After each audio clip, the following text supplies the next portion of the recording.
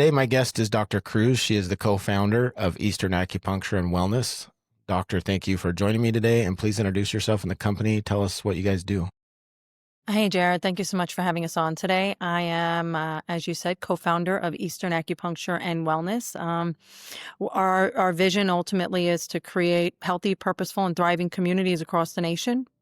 We empower individuals through education and accessibility with acupuncture, and we're looking to innovate a new standard of evolutionary care, unlocking the ultimate freedom of health for all of humanity, which the body has an innate ability to repair itself. So.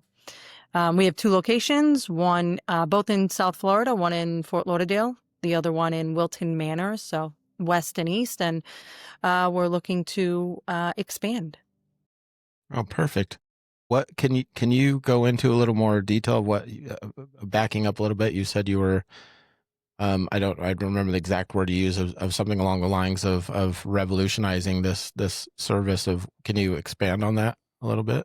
Yeah, like a standard of evolutionary care, ultimately the body has an innate ability to repair itself. And through the two paradigms, Western medicine and Eastern medicine, using preventative measures, allowing people to prevent dis-ease within the body, they're not going to need the Western care model, which is pharmaceutical based. So that integrative approach is using diagnostics to then determine what's transpiring with a person to get to the root cause and then be able to tailor individualized care through holistic alternatives such as acupuncture.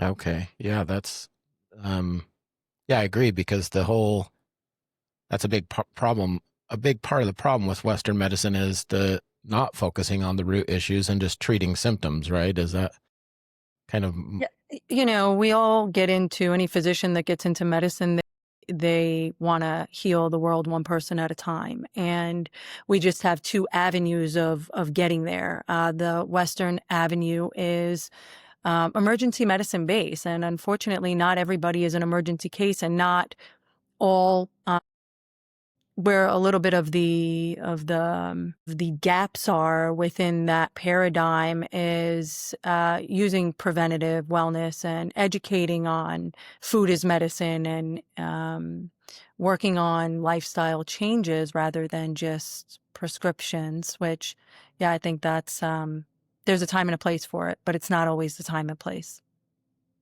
gotcha. Yes, I think that's a really good point, because yeah, sometimes it's needed, right? Absolutely. Um, can you share a bit about your role and how it fits into the bigger picture at Eastern Acupuncture? Yeah, I am the co-founder and visionary. I believe that acupuncture should be in communities nationwide. And with that vision and kind of being at the forefront of acupuncture within South Florida, having a multidisciplinary practice, acupuncturists ultimately have one or two practitioner practices and service a small demographic within a community. And what I envisioned when creating this was being a change in our healthcare system by integrating the two paradigms. So we take health insurance, we're an in-network provider with the VA, and all of these pillars are what's necessary to be able to um, to integrate into a primary care setting, a hospital setting, or just within our communities to have both. So I am in charge of putting systems and structures in place to foster scalability, to create accessibility. Okay. Okay, perfect. So what does a typical day look like for you? Well, being a practitioner as well, which I absolutely love, and a researcher and an author, I do spend a lot of time in the business. So it's been juggling, wearing those hats of working in it and working on it. And so I would say I see patients from 8 a.m. till 8 p.m., 3 days a week. And then 2 days a week are half days. And then I'm working with an outsourced billing team, working with a outsourced bookkeeping company, working with a tax accountant, working with an outsourced marketing team, working with virtual assistant. I'm actually interviewing some virtual assistants now, and really what works for one or two practices is not the same systems that are going to work with three or more practices. Before COVID, we had our billing in-house and our operations in-house, and really set up the model to be able to support growth with everything being in. So, and that was kind of putting the horse before the cart, because then COVID hit, or the cart before the horse because COVID hit, and everything shifted for probably much like a lot of other businesses. So that's when we went to the outsourcing. And now we're at the phase where we're resetting and saying, okay, how do we get back to that bigger vision of expanding, and not just one location, multiple locations at a time, with keeping our authenticity and our trust and so on and so forth. So um, that's kind of where we're at and what systems we have in place. Okay. What I was trying to look back and find a little history, and I obviously found quite a bit. I was looking at your LinkedIn, but how long has Eastern Acupuncture been in business? Well, um, the trademark was done on December 13th of 2013. And, it took us about 2 years to find our first location in Plantation. We opened in Plantation on March 1st of 2016, and then went from we went from two two physician practice and three massage therapists to 2019, five physicians and six massage therapists, four or five administrative and operations. And then 2020, right before COVID hit, we went from a 4-room facility to a 7-room facility. So it's grown. And then 2019, we also opened up a satellite location in Fort Lauderdale on the beach. But when COVID hit, that location closed down. And then in 2022, we opened up our second location in Wilton Manors, which wasn't just a small satellite. It was an actual another 5-room practice. And from 2022 now till 2025, we're probably at about a little less than where we were with Plantation when 3 years into the business, because kind of look at it like a new business with the second location. Well, that's amazing. Congratulations, because I've started and scaled a couple business, and it's hard. It is hard to scale and expand, and especially even just open additional locations. So that's amazing. It's crazy because the systems that you have in place for one location are not the same systems that you need for two. You can what I've learned is use some of the same things depending on how close the locations are, using the same staff. But as soon as you're in a certain mile radius away from that main hub, it's like you have to build a whole new team. And that structure, from phone systems to, the marketing and advertising, you're creating more Google My Business um, ads and so on and so forth for those locations. So yeah. Right. Just kind of compounding the work and what needs to be done to make it successful. What they say is, I guess, once you do 3 locations, what you put in place for 3, it is easily replicable for 4, 5, 6, etc. Um, I'm not there yet, so I'll soon find out.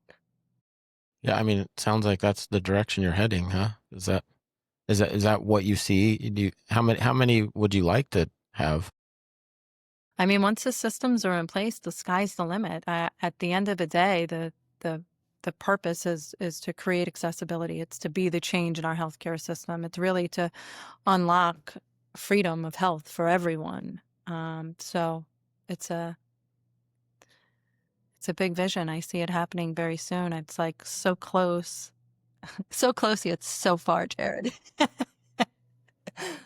Well, I think it's an amazing vision because I don't know. That was one of my weak spots of business. Is it was hard. It was really hard for me to expand. I wanted additional locations, and I struggled just to get. And I am a perfectionist. Maybe that was part of my problem. Obviously, there's no such thing as perfection, right? And I thought that I needed to be a certain way before I could expand, and I just never felt like I got to the point where I was ready to expand. And I don't know. It's scary. It's a lot of responsibility, and I think that when you're doing it, for me, doing it, without financial backing and just really boots on the ground, one location at a time. All right, how are we going to build the reputation in the community? How are we going to build the trust? And then that's put in place. And it's like, okay, there's this big, hairy, audacious goal and this huge mission, and it's just one foot in front of the other, one foot in front of the other. And every time, there's been so many moments that have swept me off my feet, and it's like, oh my goodness, what am I going to do? How am I going to make payroll? You know, I remember having to let go of an operations manager just because multiple reasons, but one is, we didn't have the money coming in to support their salary. And it's like, okay, now stepping back in that role. And that's where you know, so many hats come on so it's a lot. But I think it's systems, and I feel like I know it's systems and getting the right people in the right seats. Um, so I, I feel like my biggest challenge ever was staffing. Like it was really, really hard for me to get the right people in. And I don't know if that's something you're seeing. And I know around here, I don't know if it's a worldwide or nationwide or just, localized, but I've talked to several business owners, even just locally here, and they've found a huge shift around 2017, 2018 of just staffing and, work ethic and just being more difficult to find people. I I can say I've been fortunate. Have a really great team uh, of practitioners. My first practitioner has been with me going on 9 years this year, and I am looking to put in place like a profit sharing to maintain that, those amazing physicians that are with me. I had a physician who was in practice for over 30 years and decided she wanted to bring her whole practice over to mine. So that was very humbling. That just happened last year. And then another practitioner during COVID, he had been practicing for 15 years and moved to Ohio to work for the VA, and then decided to come back this year, and instead of opening up his own practice, wanted to come in and join the team. So I think there's something to say about that. It's been challenging finding administration, although even my patient advocates, which really are the admin and work the front, they're the faces.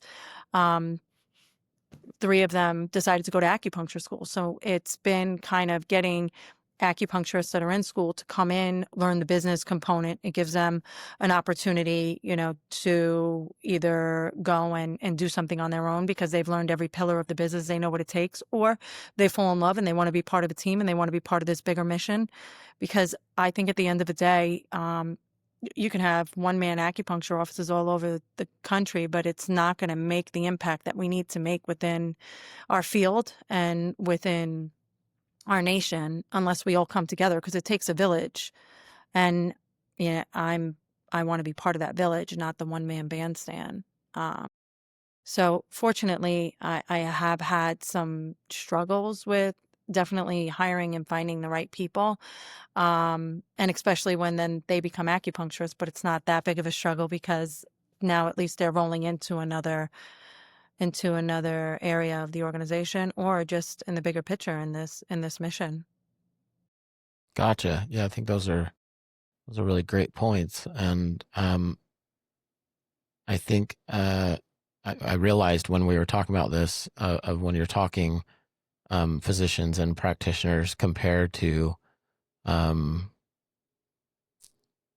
maybe people that don't have you know like admin when you're hiring people for admin, maybe that's more of kind of where the struggle has been. Or at least for me, obviously I'm not employing doctors, right? So it's but oh, go ahead. I will say one struggle I've had is, with the younger generation, they come in and they're amazing on the computer and they're amazing with social media, but they're not as confident and comfortable with thinking on their feet of like how to really just have that being quick on their feet when it comes to phone calls and emotional intelligence with certain conversations depending on who they're speaking with. Where then, let's say somebody from a Gen X who comes in and works for me, they are amazing on the phone and being able to have that emotional intelligence with the patient and answer the questions and put them at ease and have that easy flow, but not so good when it comes to not fast on the computer or, working or those systems. But then you have, so it's just, you see different gifts with different generations that come in. And that's something I'm kind of trying to work on right now. Like, what do I actually need? And can I put a VA in those positions, a virtual assistant, to like manage all of those bigger things and maybe even, or I thought, do I get a call center to deal with the calls and the bookings like your OBGYN or your gynecological associates or your IVF MDs, those bigger conglomerates that have call services to do all of that. And then my admin team can really just focus on being the face and making sure people are getting rebooked and answering questions in that way. So it's something I've been playing with too, which also going from a 2-room facility to 3, 4, 5, 6, 7, 8, 9, 10, that's probably the next organic step. But when does it make sense? And then does that change the culture or the experience of the patient? So Well, there's all these questions. yeah, it's like it gets complex when you start looking at it that way. Yeah. What major shifts are you seeing in the industry right now? I think there are more people looking for alternatives. So we are getting a lot of phone calls in, but I also think that those same people, a lot of them are looking to use their health insurance. And I think that employment shifts, perhaps, in South Florida, particularly, because that's my reach. Um, if if their insurance doesn't cover it, we often see that they won't come in or they'll look for another provider that does take their insurance. That's probably the biggest trend. Yeah, I think that's probably the biggest trend. And how do you think that's impacted your business or growth strategy, or has it? A lot of physicians are going to concierge care, and it's been one of my pain points.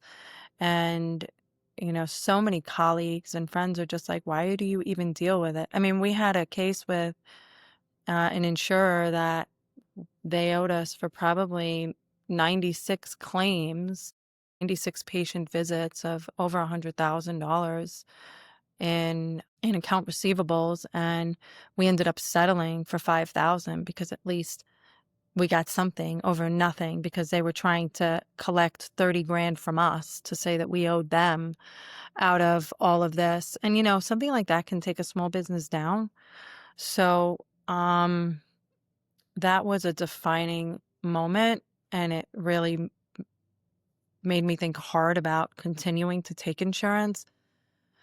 And I don't know if it's being stubborn or what, but I think at the end of the day, if I did that, it only allowed me to assist a certain demographic of people that can afford it. And that's not why I got into this. So I'm still fighting the battle and taking insurance and trying to negotiate with insurers to be able to get more insurance companies to be able to help more people. Um, yeah, it's more of an ethical thing at the moment, but it's affected the practice because I've had to let certain insurance companies go and stay and remain an out-of-network provider for those patients that have out-of-network benefits, but um, not be in network because of situations like that. Um, Right. it's inhibited how many people come in the door. If I look at 2019, we were probably 80% insurance and 20% cash, and now in 2025, we're probably 75%, no, 70% cash, 30% insurance. And Wow. our in-network carriers are United Healthcare, the VA, Memorial Healthcare, Blue Cross Blue Shield, and then certain plans that have the coverage, but otherwise everybody else we're out of network with.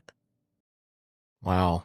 As far as a consumer or a patient aspect, I know it can be really frustrating. So, short story of how I became passionate about, health and wellness and alternative medicine and functional medicine was I was sick for years and bounced around from specialist to specialist.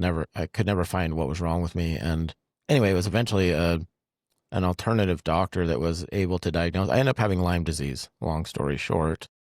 Um, and nobody could diagnose it. And I tried all sorts of things, and obviously, and I went the alternative route, and I had to pay for all of it out of pocket because everything that I did was insurance wouldn't pay for anyway. So I guess that's.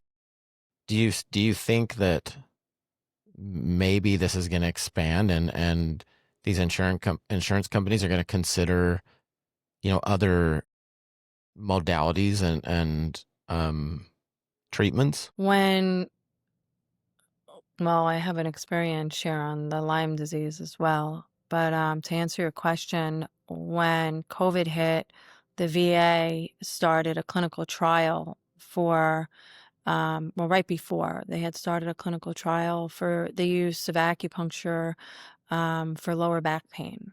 And they outsourced to certain in-network providers through a community care plan. And we were one of those providers in South Florida.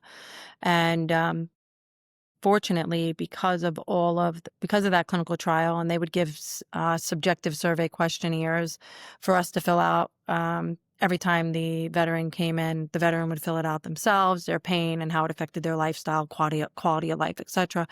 They collected that data, and then shortly thereafter, I think by March of 2020, Medicare started covering acupuncture for lower back pain, and then expanded and did acupuncture for knee pain and osteoarthritis. And, so it continued to change. I think research is what needs to be at the forefront to be the change that we need to see to get more ICD-10 codes covered.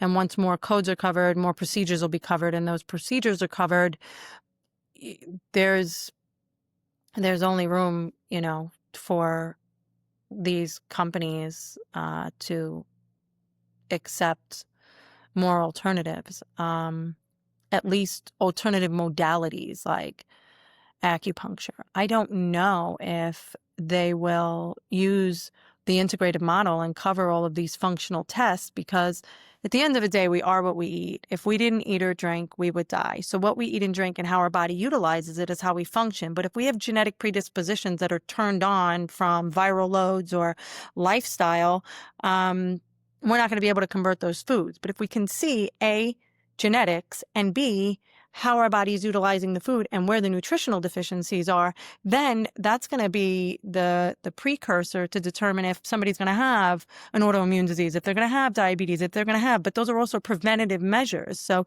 how does that look when it affects our whole healthcare model as it is now, which, as you know, is big pharma and the DEA and every other agency, which uh, is a part of it. Hmm. Um, so, yeah, I'm not quite sure. Yeah, it's it's hard not listening to you and thinking about a lot of the, I guess, frustrating aspect is for me where I've followed these sorts of topics and treatments and practitioners and people who write books and have podcasts or before blogs and um like Dr. Cowden was one. I don't know if you're familiar with the Cowden protocol for Lyme disease or not, but he uses it's all herbal based. And I saw there was a woman a few years ago, and she was actually thinking, or she was getting close. I don't recall her name, about getting some of these, like stevia, for example, approved. So insurance could pay for some of these treatments that they have actual evidence that does have a positive impact on different ailments and conditions. Well, wasn't it before the 1930s that homeopathic hospitals were throughout the country? It was once the FDA came into place that those hospitals dispersed.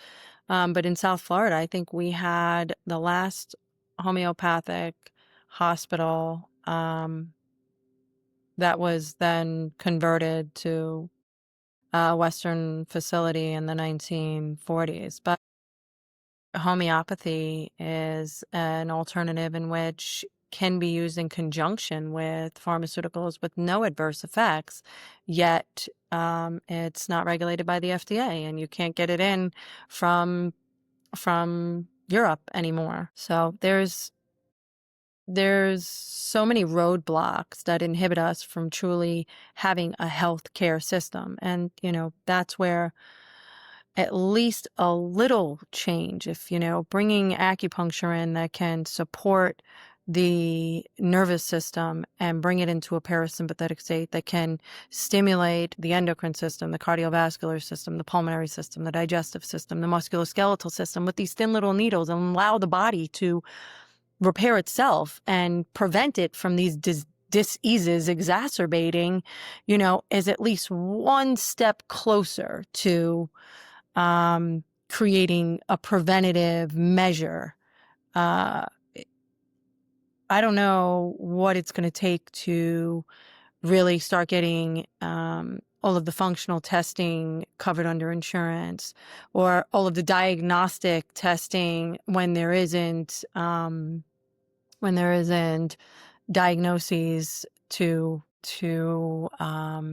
ultimately meet what the insurers are looking for. But those are the measures that need to be approved so it doesn't turn into something, because, we're a sick care system. We wait till we're sick till we address it.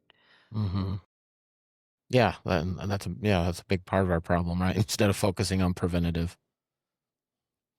Um, what do you find is working well for you right now, and what's been frustrating from a business aspect? I guess for me, it's my own self-sabotage of not having enough time to work on the business, and it's something that I'm putting in place now. I think that provider-owned practices, that's probably the biggest challenge for most of us. Um, so it's taken me this amount of time to establish a team that is better than me, and I trust that they're able to service our community optimally, so that way I can step into continuing to put the right people in the right seats to expand this mission. So I think that the biggest challenge has been that of, not being able to step out sooner. Right? Yeah, I don't know how sometimes entrepreneurs like yourself have time because you said in the beginning you're an author as well, and I don't know how you find the time to work on business and as a practitioner and write a book and I mean how do you even do that? Think it's about 4 hours of sleep, a lot of Oh, meditation. I definitely have to get up and start my day with meditation, and I have to end my day with yoga. I'll literally get done, at the office. For instance, last night I got done about 7:50. I ran to the yoga studio to finish, to do an 8 o'clock class, and finished at like 9:45 and got home at 10:30 and did some work till about midnight, and then woke up at 5 and, started the meditation. There is something to say about the 5 a.m. right. I mean I've heard a lot about that. But yeah, it's just the high, the high of the vision, keeping it. Right. Right. That makes a lot of sense. I I can't do that what I used to do. I just can't. I now I notice if I get less than 6 hours of sleep, like I feel it a lot.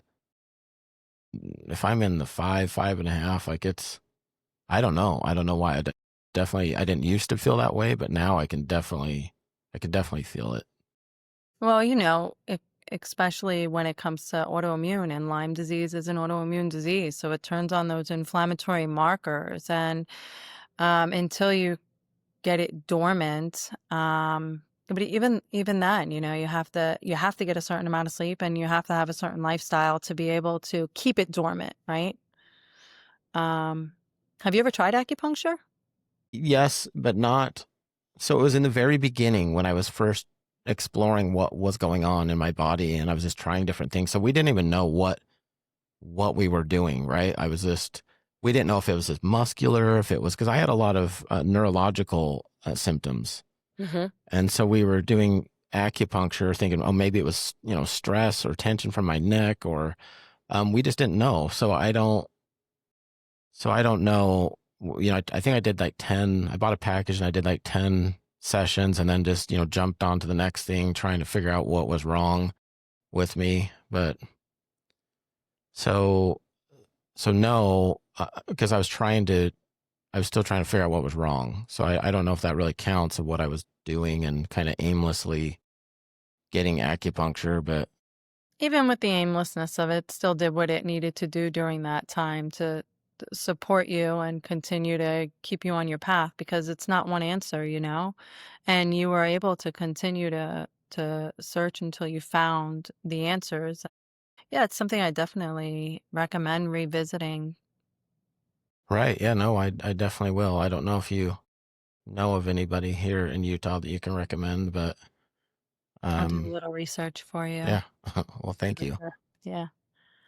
Did Um, you ever do any genetic testing when you were on that, looking at methylation and so that's funny that you bring that up because one of the doctors who was helping me through all this, she said in our initial meeting, "Hey, I've noticed from a practitioner point of view that my patients that become symptomatic from Lyme, because her belief and a lot of people's belief is that at least half the population has Lyme disease, right? So she goes, we've noticed that the people that are getting sick have the MTHFR gene defect, Yes. which I ended up having. Mhm. Heterozygous or I don't homozygous? know. I don't know the difference between those two. So if you inherited it just from one parent, it's heterozygous. If you've inherited it from both parents, it's homozygous. If it's homozygous, that gene only functions at 30%. 30%, Wow. 100% of a gene. So when you have any type of predisposition or factor, that viral load, your body has to be able to convert it and either extrapolate it or convert it into something usable. And if it can't do that, it turns on those predispositions. It turns on those autoimmune. For instance, my sister was diagnosed with some lesions on her back and her spine, and they were like, "Oh, well, these are MS." And we brought her in, and I knew that she had the MTHFR. But we did my happy genes and did like all 365 different genetic SNPs, and then did some kinesiology testing. And for 2 months, she had to stay away from everything that she tested, positive for, which was really, she could pretty much be a vegetarian and eat fruits and vegetables for those 2.5 months. So she called me, she's like, excuse my language, this is bull. I'm not doing this. This is crazy medicine. I want to go back to eating what I want. I'm like, all right, just fly back down to Florida. We're going to test you one more time. You're almost there. Just stick with it. She came, she did the testing. At that point, it turned out it was mold, which turned on. So she had Lyme disease too. She tested for Lyme. She does the Appalachian Trail. She lives in Pennsylvania. And she also was diagnosed with they retested her. She was able to add back everything, eggs, meat, everything that she wasn't eating.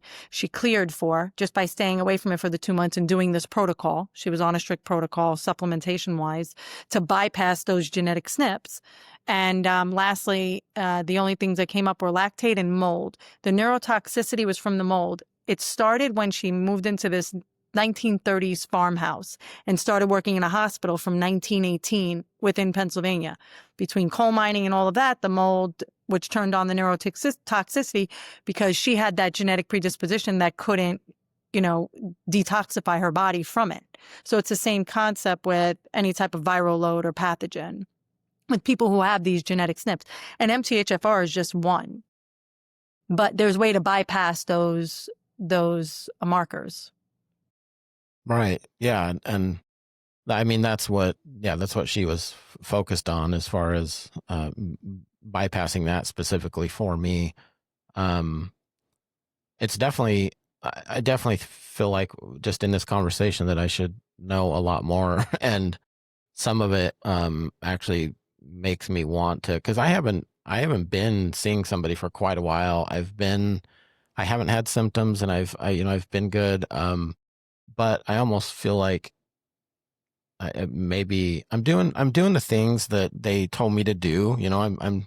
I'm focused on certain supplementations and eating well and exercise. But I don't know. I feel like maybe I do need to do maintenance visits or something. I'm not sure. We are used to a Western model that we don't go until we're sick. And that's the change. That's how we need to, this is how we evolutionize healthcare, by educating people that know, you know, can, if you rotate your tires on your car, you give it an oil change, you could trade it in. We can't trade our bodies in. So, nourish it, give yourself that time out, your nervous system to reset and regroup, whether it's, through doing dietary changes, whether it's doing cleanses every quarter, whether it's just, intermittent. There's so many avenues that you can take, whether it's acupuncture, whether it's massage, whether it's sound therapy or laser therapy. There's so much biohacking out there right now. Something, anything to take your nervous system from that fight or flight and go, go, go to like rest and digest and shut it down. Because the Right. nervous system is everything. Right. Yeah, that makes a lot of sense. I definitely love that perspective. Which so back to the business, which metrics are you most focused on improving within your practice? Well, our KPIs are, you know, how many patients are in the door, um, how many new patients we're we're we're getting in front of through Google Ads or Google Local, how many and things we're getting, and new requests on social media, whatever those platforms are, because these are the three pillars in which we bring awareness. How many events we do just out in the community, and what the return on investment is, how many people come from those events. And those are our main KPIs. And, our return on investment is based on our, our budget and our expenses. Okay. What's Did that what's answer your question? yes, yeah, no, it did. If you could solve one major challenge within your business today, what would it be? Streamlining marketing and advertising to bring more awareness without enormous expense. Okay. Yeah, that's a good one. Um, what do you think that these issues that we just discussed previously, do you think that it's an industry-wide issue or more unique to you and your business? No, I think it's every business. Every business wants their mission and vision in front of the community to bring that awareness. And technology is changing faster than a speed of light right now. And what works and what doesn't, and if the people that you have in place are the right people, are they evolving and you know continuing to educate themselves on the changes.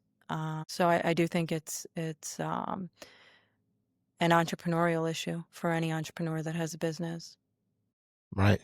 Yeah, it's definitely something that has to be what's the word I'm looking for?